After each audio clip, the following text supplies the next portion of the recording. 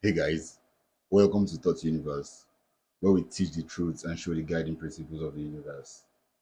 I am Promise, and today we'll be talking about the religion of love. What is love? People tend to confuse emotional attachments, people pleasing, overgiving, self abandonment, and the other vices as love. They see toxic emotional spiraling and chaos as love and intense chemistry. But what is love? So I'll be reading from my book, Spirit Lead, on what love is. Love is the most powerful and elevated state of energy and consciousness. It is the highest frequency which can be felt and manifested through positive and negative emotions and actions. Love is the harmonic bridge through which everything converges. It is everything, and everything is a form of love. It is the way you treat others and the way you let others treat you. Yeah, I'll stop there for now. Love is the major driver of all relationships, animate and inanimate. And when we're talking about animate, we are referring to living, spirited, conscious beings that can move and have self motion, like people, animals, trees, insects, and so on. And when we talk about inanimate objects, we are talking about objects that do not have a form of consciousness, do not live, do not have a spirit, and basically lack self motion. But this does not mean they are devoid of love, because that's why you have a favorite flower vase, a favorite porcelain, a favorite t-shirt, and favorite inanimate objects you love. Love, as the main driver of the human relationship, I would always say is the reason why the world is the way it is. It's collective consciousness and the reason for evolution or lack of. The driving of human relationship, like I would always say, begins with love and begin with self, because before you have a relationship with another person, you of course have to have some sort of relationship with yourself. And so, as the main driver of the human relationship, love begins with the self. And self love is the love that attracts every single thing to you. Love, in its truest form, is not an emotion, nor a feeling, or a form of attachment. Love, in its truest form, is the opening of the heart to the divine. Love is integrity. Love is kindness. Love is compassion. Love is consideration. Love isn't anything that requires you to diminish yourself, and love isn't anything at your expense. Love is integrity. Love is truth. Love is all, and all is love. And love begins with you. Hence, the reason we talk about self love. Most people do not have love for themselves, because when you love yourself, you would not let people treat you in a different way than how you would treat yourself. And most times people accept such treatments because of emotional attachments to trauma.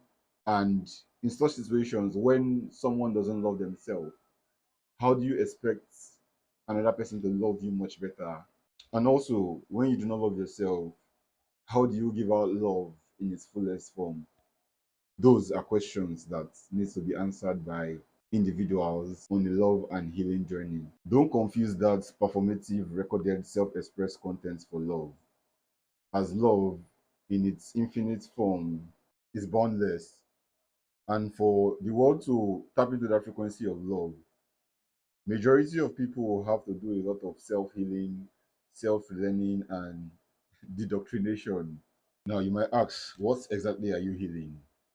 You are healing stress, healing trauma, healing generational karma, regulating your nervous system.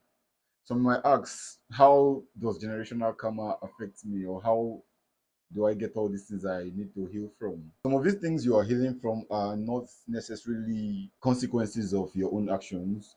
Some of them are, like I said, and I mentioned generational karma. Some of these things are passed down through epigenetics of the bloodline. Of course, you are not the first of your ancestors. There are those that have existed years and years and years, and even if it's a single cell that passes down from them across to you, such things are passed through those. The healing journey is not an easy one. And when you love yourself, you would not put yourself through anything that would jeopardize it. When you love yourself, you treat yourself with respect, truth, and integrity. And of course, you will not allow someone treat you in a way you won't treat yourself. If I can treat myself good, who the F are you to just waltz in and decide to act anyhow? And also, why would I want to be around you?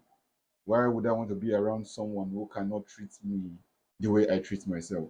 So when you love yourself, you do not put yourself in certain situations. A lot of people spend the last February 14th, which is societally seen as Valentine's Day, with toxic, narcissists, cheaters, chronic liars, ego personified partners, and manipulators, patching up, holding on to, and trying to save already still ended relationships. Attracted and attached to the chaos, to clinging, consideration, and understanding those who would not do the same for them, or those who breadcrumb them in relationships, be it platonic, romantic, or familial. When people say, I have found true love, it's popular for us to think of undying devotion and love from another person onto us, but what stops us from showing such love to ourselves? Or what is to say when you find someone who treats you with such undying devotion and love, what is to say they wouldn't change tomorrow? Humans are predictable and you can only love yourself. You are, in fact, your first one and true love. And anything that requires you to betray yourself, betray your values, betray your integrity, I am sorry to say that isn't love. True love is the love that you give to yourself, because when you love yourself, you get to pour into yourself. And as you pour into yourself and your cup overflows and you are able to give much more onto others. You are able to show genuine love onto others. And as you pour into the others, they also pour into you from their own full cups of love. This is the meeting of like minds, and it's a cosmic connection of love. This is because when you love yourself, you do not put yourself in situations that do not serve you for your highest good. Having self love includes taking care of your body, mind, and soul, which can lead to you having a regulated nervous system. And having a regulated nervous system is one of the best things you can do for yourself. Love is a way of being. And in fact, we need to go back to the basis of what love at its core is.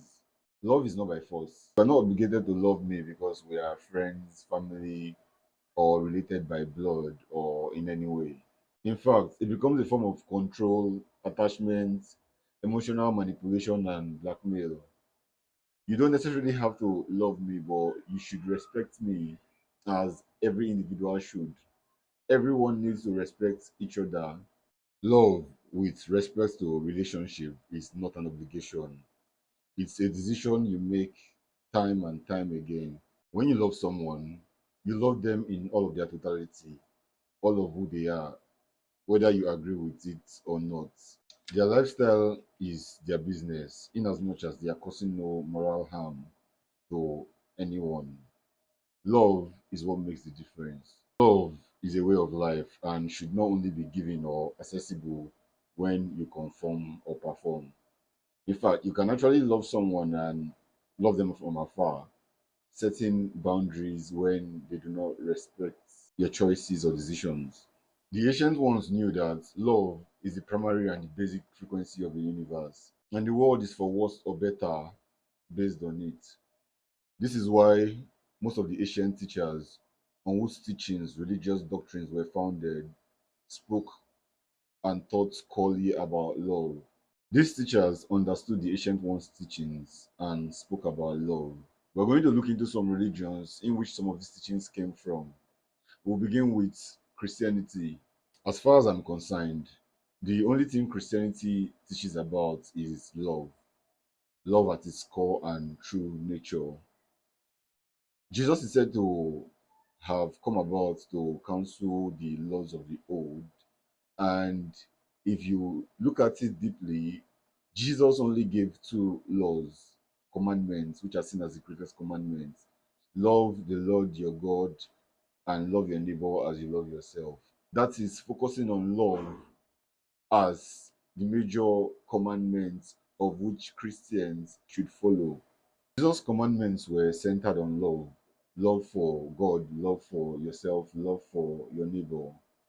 And Christianity, as it is these days, we can't even say they love each other. There are various factions, denominations, mine is better than yours, and even subtle competition between them, which is not meant to be. Love is the way, and love should lead.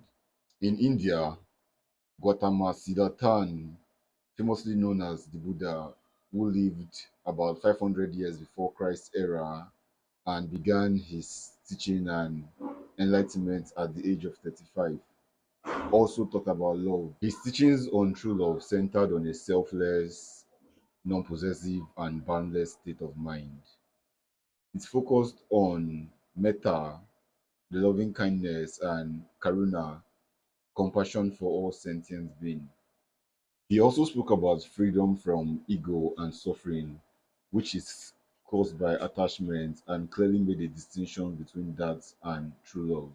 The Baha'i faith was founded by Baha'u'llah, I hope I got that right, in the 19th century in Iran. His teaching revolved around the principle of unity and religious renewal, elimination of prejudice, and universal peace and love as the foundation of civilization. The Baha'u'llah is regarded as a divine messenger who brought about the message of love and unity.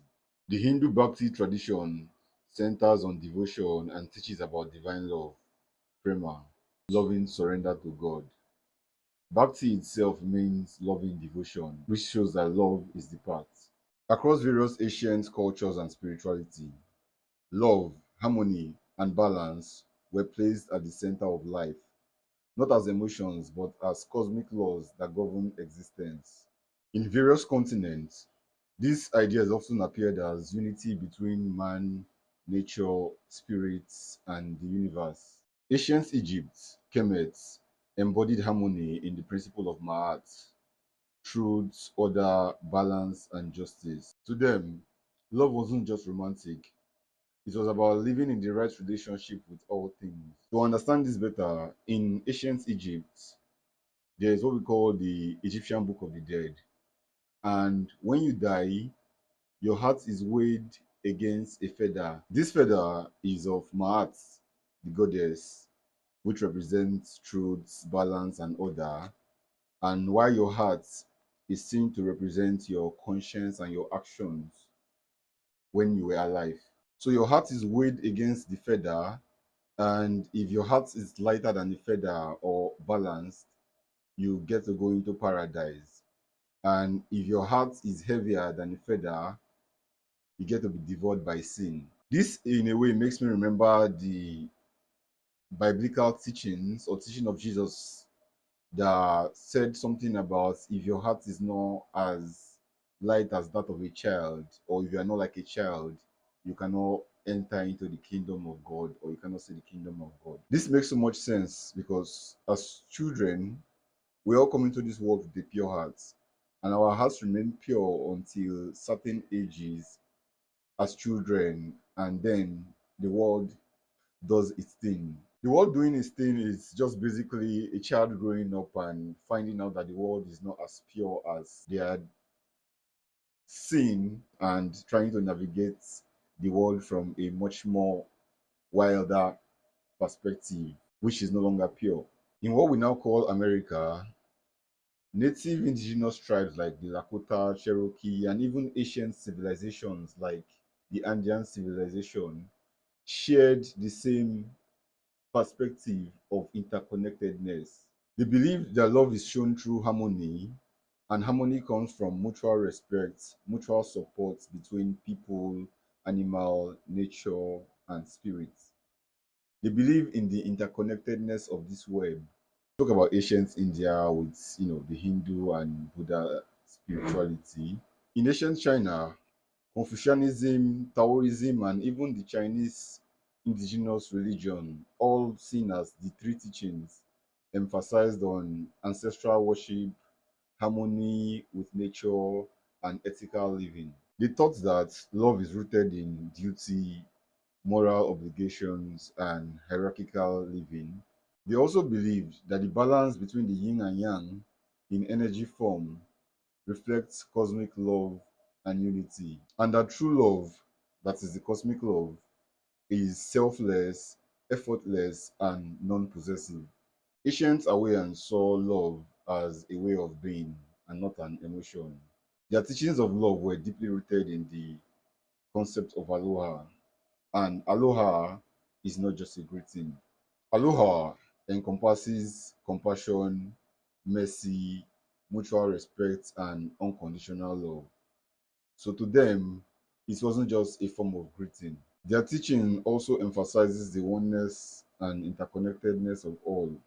Across various African cultures and spirituality, Igbos, Yorubas, Zulus, Xhosas, Dogons, and so much more. The core idea of love was seen as a balance of harmony and responsibility. They saw love as the balance between community, ancestors, and nature. There is the Ubuntu philosophy from ancient South Africa that says, I am because we are. This is talking about communal love, love through communal survival, love through interconnectedness, love through truth, love through responsibility, love through justice, and love through balance. It was practical embodied love, a way of being and living. Across all these cultures, despite distances and differences in the ancient times, even before Jesus' era, they all saw and taught love as a connection, not possession, self, others, nature, and spirit, which works best for life when all aligned in truth. If you enjoyed today's topic, like, share, and subscribe to Thought Universe for more teachings of the universe. I also have here my book, Spirit Lead, a guide to raise your consciousness. It is a book that helped me on my spiritual journey and path of feeling, healing, being, and integrating. And it's a book I know and I believe would also help you on your spiritual journey.